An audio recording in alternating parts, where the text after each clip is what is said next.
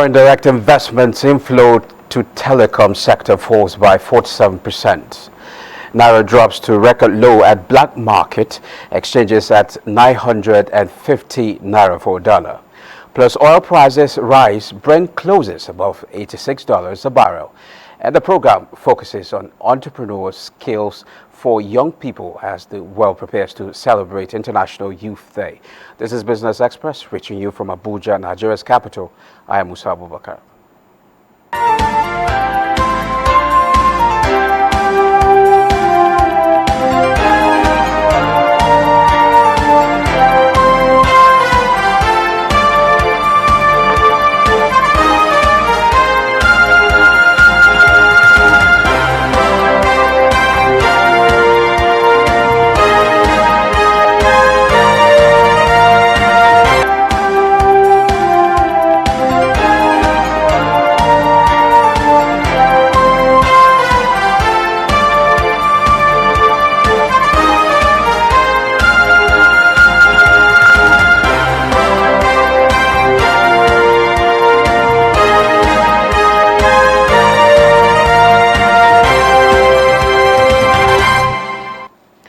Now let's bring you up to speed with business development. Foreign direct investments from the telecoms sector in 2022 dropped to $399.9 million compared to $753 million recorded in 2021, showing a gap of $353.1 million or 46.9%. Data by 2022 subscriber and network data yearly report released by the Nigerian Communications Commission's NCC, relying on data from the Central Bank of Nigeria, says harsh economic conditions, insecurity, and foreign exchange crisis might have contributed significantly to the drop in foreign direct investments into the telecom sector in 2022. NCC also informed that telecoms industry's contribution. Now, the total balance in Nigeria's central bank digital currency Naira surged to 2.5 billion Naira in 2022. This compares to 940 million reported in 2022, representing a 2.65 increase year on year. This was released in data contained in the 2022 audited financial statement of the Apex Bank on Thursday.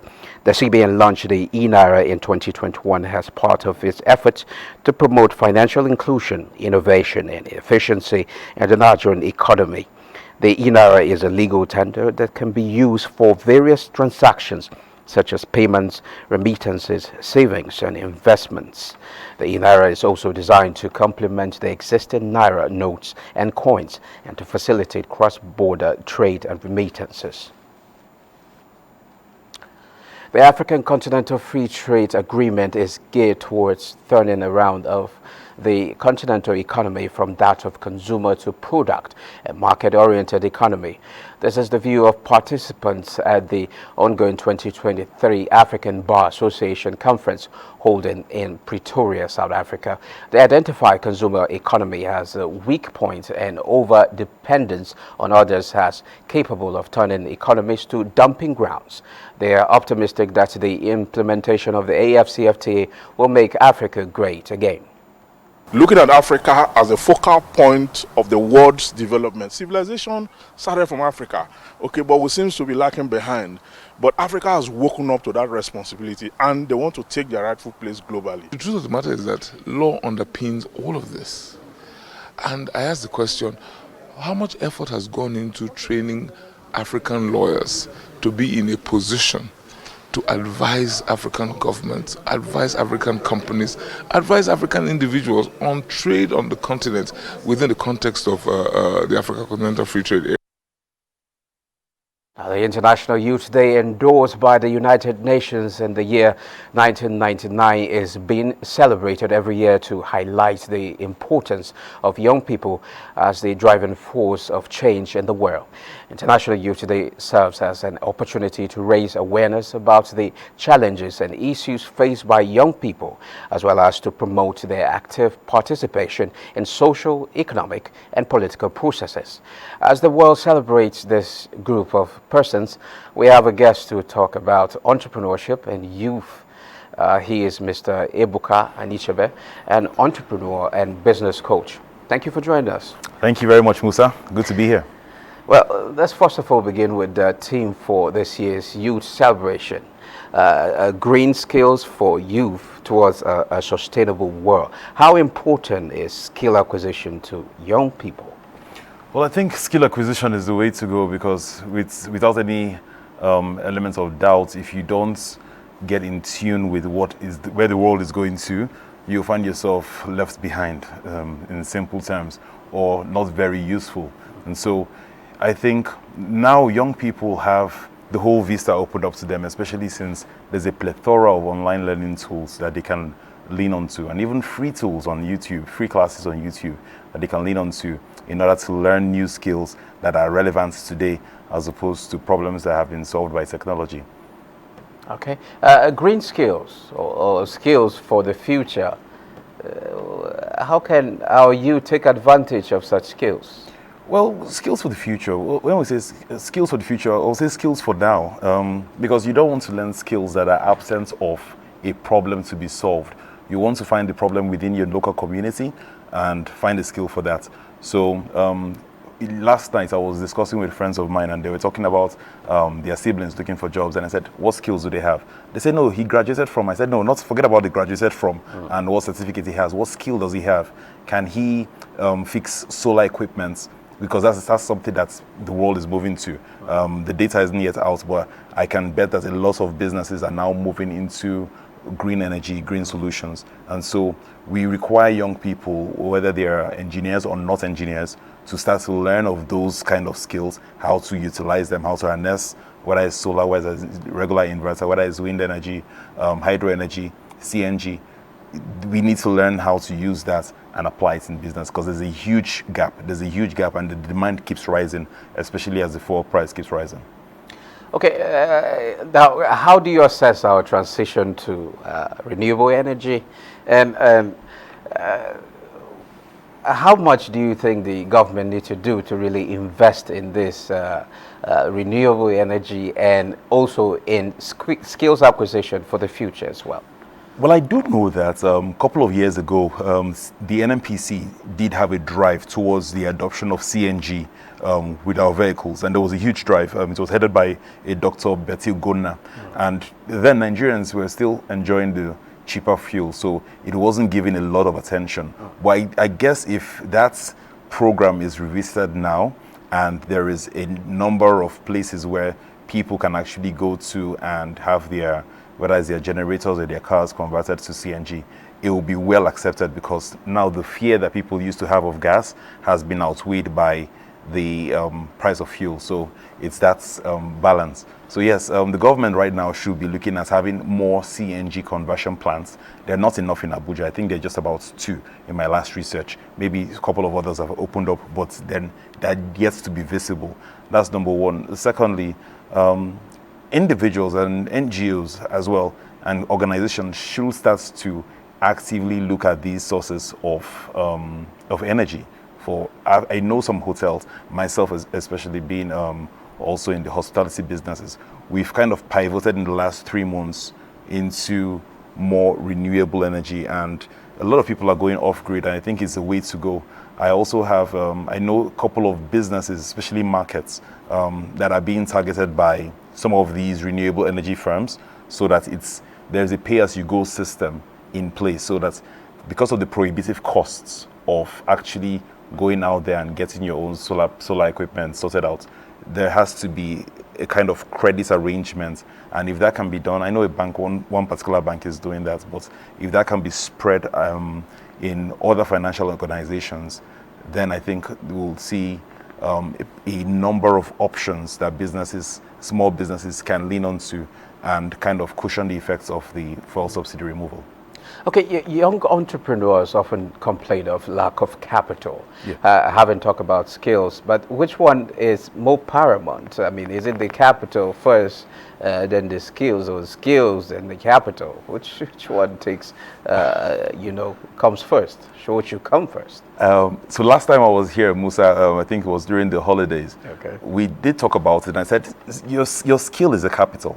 Okay. your skill is human capital. Your skill is intellectual capital.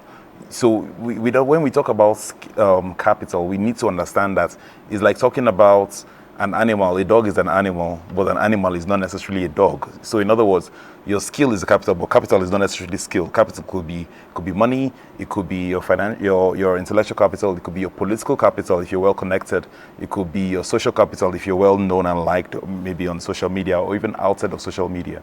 So these are all capitals. If you have, and if as a young person, if you have a skill and you're willing to trade in that skill in a business, you can own a stake in that business, and it happens everywhere. I know, I mean, in the cafeterias and restaurants where the chef there isn't necessarily being paid a salary. He's given the token for transportation, but at the end of the month, based on profits, they have a sharing arrangement. And it's not only that, it's in hotel businesses, I know managers that take home 5% of the profits of the hotel because they have a skill in being able to take care of this. So do not look down on your skill. Look at your skill, figure out, now, having developed this skill, where can I distribute it? Because it's always a three-phase thing. You discover what skill you want to develop, you go down there, you really drill yourself and develop it, and then start looking for opportunities or places or markets where this skill is needed.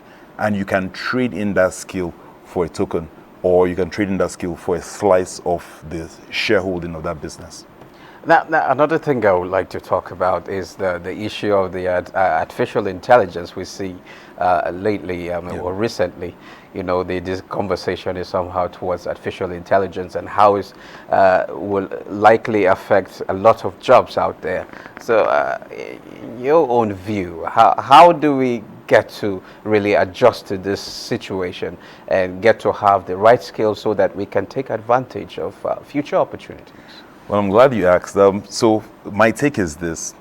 People were afraid back in '94 when the computers first came in and people were making the adjustments from, you know, I mean, using the internet. There was a fear that, oh, Google is going to take all the jobs, and there's always that fear when new technology comes in. But I'll say this, AI is not going to take your job, right? The person using AI is likely to take your job. So that's the difference, okay? Just the same way so you should be the person using the AI, you or should be developing the AI. Precisely, you should be the one working with the AI, understanding the AI, integrating it into your systems and processes, and then you'll be able to work a lot faster. Personally, in our office, I've started utilizing AI tools for everything that we do, whether it's the writing of proposals, whether it's data analysis, whether it's coming up with flyers and video content. I use AI. And that has made our work a lot faster. What would usually take 3 days now takes barely 15 minutes using artificial intelligence tools. So I think that's something that everybody should get on board. It's a leveler, it's a game changer as well as a leveler, because the same technology that's available here in Nigeria is available in China, is available in the US. So it's something that everybody can, it's an all-commerce game. It's now left to your own creativity and how you want to adapt it within your own specific industry. That will make all the difference. Now, so talking about skills in youth, recently we've seen the removal of fuel subsidy and also the exchange rate thing, and many businesses are focusing on resilience. Which aspect of skill do you think youths can take advantage so that they can build resilience, so that when these problems come, they will be able to like adjust and they won't be affected much? Right, so first, let's divide the skills into two. There's hard skills and then there are soft skills. Okay. For the hard skills, I'll tell you, go learn about artificial intelligence prompting, right? How to prompt for artificial intelligence tools. Beyond that, if you're here in Nigeria, please, if you're not afraid of heights, not afraid of climbing ceilings, please go learn how to do solar panel installations, because it's a huge market there. A lot of business, huge business is going on there. If you're not there, you're going to be missing out. Now, that's the hard skills. Then let's talk about soft skills. For soft skills, I think we need to learn how to learn the art of collaboration, not competition. Nigerians by nature are highly competitive. So if somebody goes out and says, oh, I'm going to cook for 3 days, then everybody copies the person because we're good in competing. But now collaboration takes an entire different game. If we decide to collaborate, right, in order to reduce costs, it's something called factoring. if you decide to factor your cost of production across board, whether it's your rent, right? And you ask yourself, who can I partner with that also requires this space and isn't necessarily direct competition to me, that we can work together? And you realize that, oh yes, we can, I mean, a restaurant at night can be turned into a bar in the evening, for example. That's just one form of collaboration.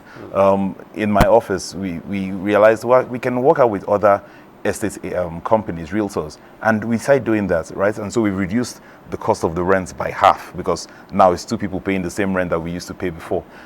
So this goes on and on. Where we do farming, we're now thinking, okay, instead of just keeping the land, why don't we lease these lands to people, since we already have a borehole, and then, I mean, we can give it out as comprehensive farming.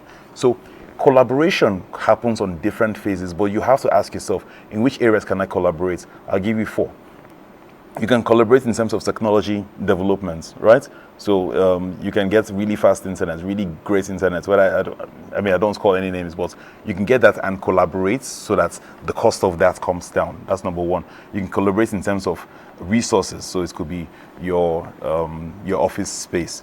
That's number 2. Number 3, you can collaborate in terms of how you purchase things, so that now instead of you just going to markets with 1 naira, you can go with 10 naira, and then you have economies of scale and get bulk discounts, bulk orders.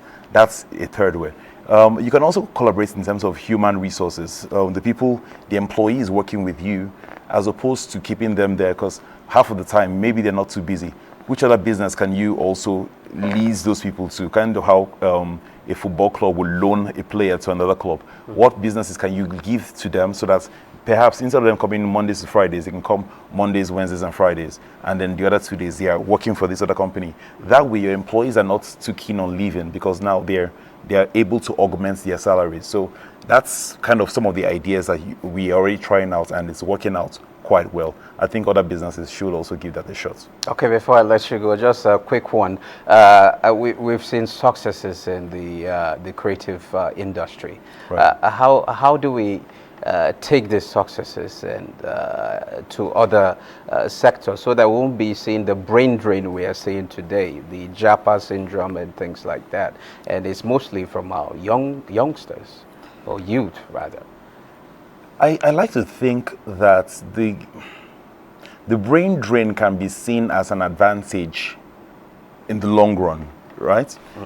We call it brain drain now because some sectors, for example, the medical sector, you say, oh, doctors are leaving and you need them on ground. However, in the long run, if we intentionally have a policy for, I'll give you an example, for training nurses, it could take 3 years, it could take 4 years, but if we have a policy in place and say, look, we're going to be training nurses, since we realize that a lot of countries in Europe are in search of nurses, so we're going to give them scholarships and we'll actually encourage them to go out.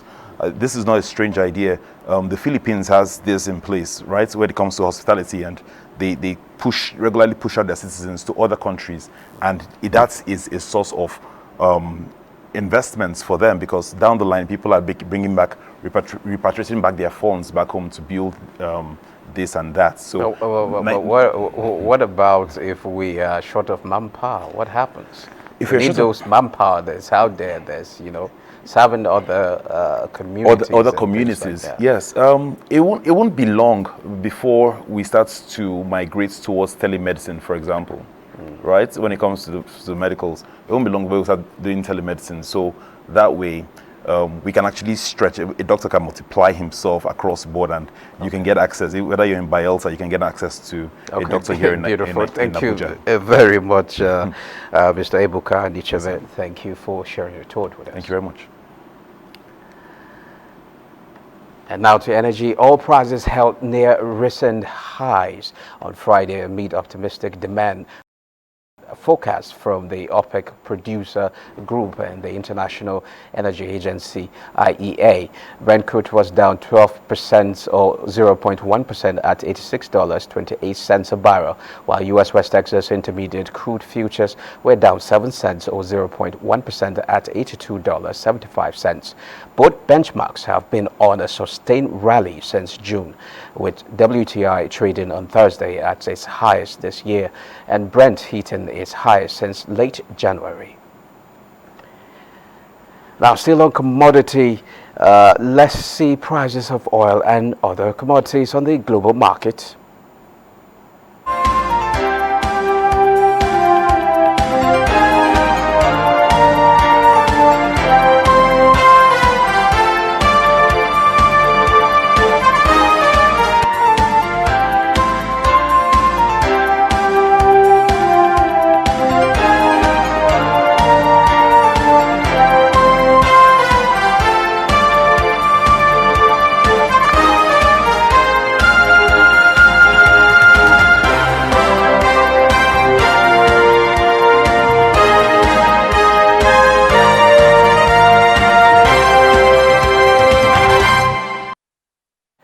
And now to Ghana. Ghana's ICT sector is currently valued at about $1 billion and is projected to reach $5 billion by 2030.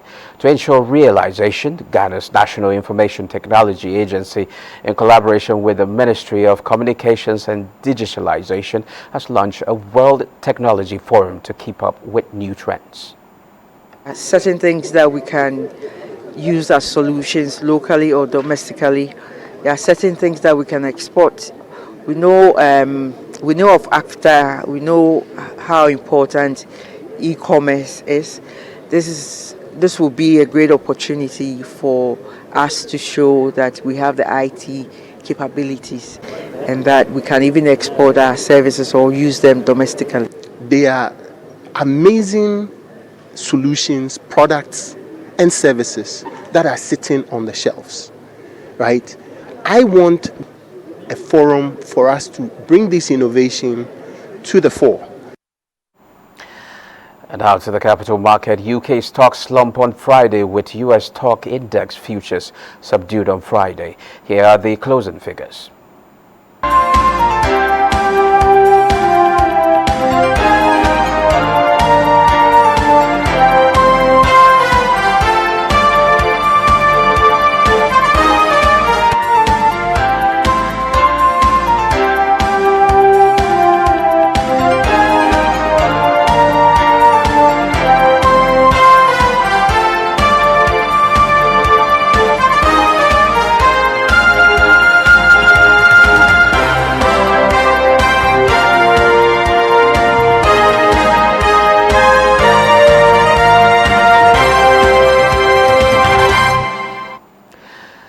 The Naira plummeted to an all-time high against the dollar at the parallel market on Thursday. In Lagos, currency traders around the Ikeja axis said the dollar was exchanged at 935 Naira per dollar, while dealers in Abuja said it was traded at 950 Naira per dollar. Let's see the official exchange rate.